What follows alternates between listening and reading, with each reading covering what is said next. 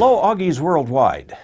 I'm Dave Kassler, amateur radio call sign KE0OG, with episode 181 of Ham Radio Answers. In episode 180, I unpacked the Buddipole Deluxe antenna, and this video is my review of how well it works in my situation. It's a cool, collapsible antenna, well suited for field work. I set it up first on my back porch, and then later moved it out into the middle of the backyard. The first official day of winter is a couple days away yet, but everything outside is currently covered either in snow or mud. But I was able to get the antenna tuned up and had several QSOs, including on single sideband, FT8, and CW. My first attempt at setting up the antenna was on the back deck, which was a wet mess with melting snow. I set up the tripod first. It's pretty big compared to the tripod mounts for some of the lights in my studio, and each leg is adjustable, which helps match to the terrain available. Then I attached the collapsible mast. Try to set the tripod up so the mast is as vertical as possible. Note that the mast section that extends into the tripod is not quite long enough to allow maximum spread of the tripod feet. Before I extended the mast, I screwed on the central hub, what Buddipole calls the Versity. Then I attached first an arm, then the coil, then the adjustable whip on each side. I set the adjustments per the instructions for 40 meters. Since that's a band I operate on quite a bit. 40 meters requires the entire coil on each side, and the jumpers are not used, so just let them dangle. Note that the adjustments are not the same on both sides. This means the antenna is fed somewhat off-center, which is a good way to raise the feed point impedance a bit. Shortened antennas like the Buddipole have lower radiation resistance, so feeding them in the center will likely give you less than 50 ohms. As you move the feed point away from center, the feed point impedance goes up, getting you closer to 50 ohms. The parts go on easily. The threaded ends are large and can be assembled with gloves on. You set the coils as indicated in the instructions, then measure how far out the whips are extended, which is often different on each side. I'd suggest tossing a small tape measure into your Buddipole bag so you can repeat those adjustments every time. To tune, you will be varying the lengths of the whips a little at a time. Vary one end, check the antenna analyzer, vary the other end, check the analyzer, and repeat. Only if you have trouble finding a match will you move the coil tap. Between the tripod and the extendable mast, the antenna stands just over 11 feet high. You must collapse the mast to bring the antenna down for every little adjustment, then raise it back up for testing. In setting up the antenna, I found that a little adjustment goes a very long ways. I adjusted the whips about an inch at a time. I think it essential that you use an antenna analyzer or equivalent to set up this antenna. I use my trusty MFJ 259B that I've had for quite a few years.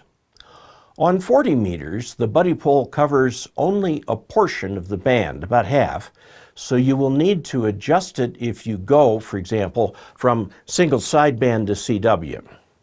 You can extend its tuning range by using an antenna tuner, but best to adjust the antenna itself.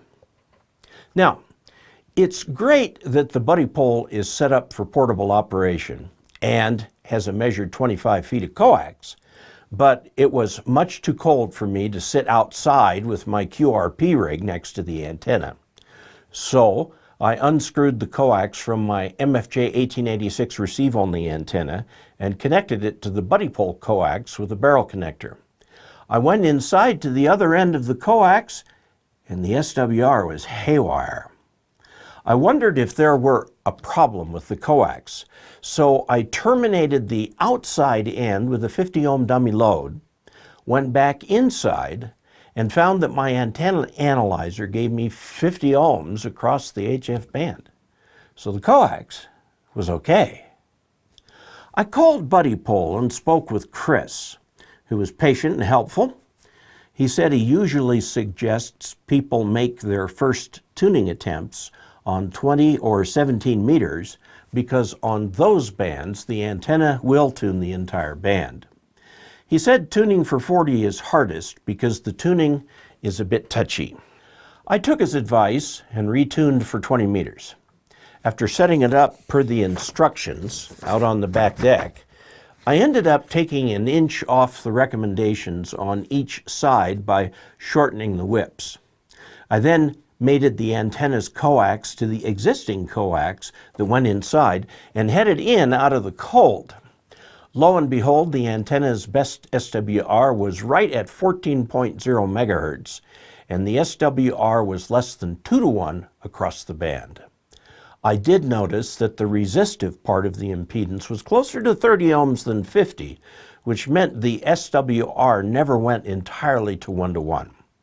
But it was okay, and the antenna was outside where it's cold, and I was inside where it's warm. I called CQ on single sideband on the nearly vacant 20 meter band to no avail. I also tried on my MFJ 1836H cobweb antenna, but still no answer. Okay, time to break out the big guns. I turned on the amp to 500 watts and switched in the MFJ 1846 hex beam. Although it was pointed east, I got a reply from VE7DQA in British Columbia. I turned the beam to point in his direction, and we had a solid QSO in progress. An amp and a beam make a difference. Of course, I tried shutting off the amp and then selecting the Buddipole. He could hear me. I tried the same with the cobweb, but he couldn't hear that well. Not very scientific, but it was my first data point on the Buddipole. I will point out that band conditions were lousy and it was getting late in the afternoon. I tried the Buddipole on FT8, but it was too late in the day. The next day I tried again, this time midday when 20 meters is much more open. I finally had a couple QSOs with the American Midwest. Given that the antenna was still on my back deck, with its height about that of my rain gutters, I figured that the Buddipole's location was just plain lousy.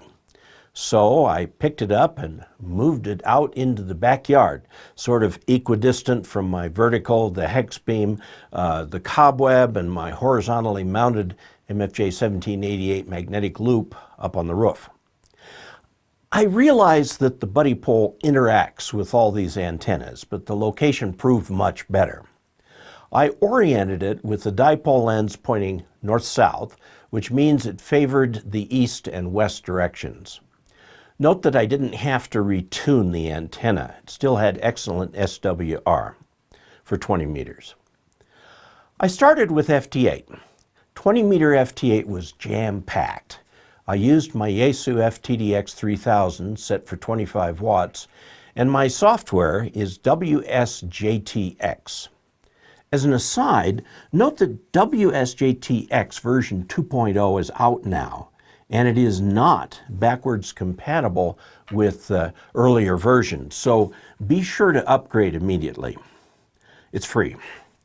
I tried calling some DX stations to no avail.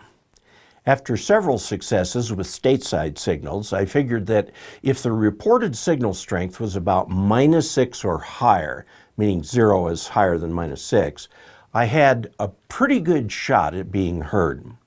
I might have done better, but the band was so crowded, it was difficult for other stations to hear me. Once I figured out which CQs to go after, I was able to make contacts consistently. As an aside, I ran into some trouble with the batteries for my solar-powered station, which led to some glitches in the FTDX 3000. The batteries are nearly 15 years old, so I'm going to have to pay them some tender loving care and maybe brace myself to replace them. I changed to a standard switching power supply, the PowerWorks SS30DV, for the rest of the testing. I also ran into a problem, this is an interesting one, when suddenly the transmitter just wasn't sending out any power. After lots of digging, I figured out why. It was simple. The software wanted to make a QSO at 14.074200 megahertz, which meant a 200 hertz audio tone. Well, that's outside my radio's transmit pass band. Once I figured that out and picked a higher tone frequency, everything was copacetic. Yesterday, I made one last test, putting the FTDX 3000 on CW at about 100 watts. I called CQ and had two QSOs on the Buddipole, one with KN6SU and the other with W6RKE. I turned on my SDR Play software-defined radio, which looks at what the FTDX 3000 is listening to. This figure shows the entire 20-meter band. You can see numerous signals. The CW are in the lower part of the band. FT8 on 14.074 megahertz is loaded with signals. There are also several single sideband signals in the upper half of the band. I mentioned earlier that the best SWR was at 14.000 megahertz, with the SWR topping out at 2:1 at the top of the band.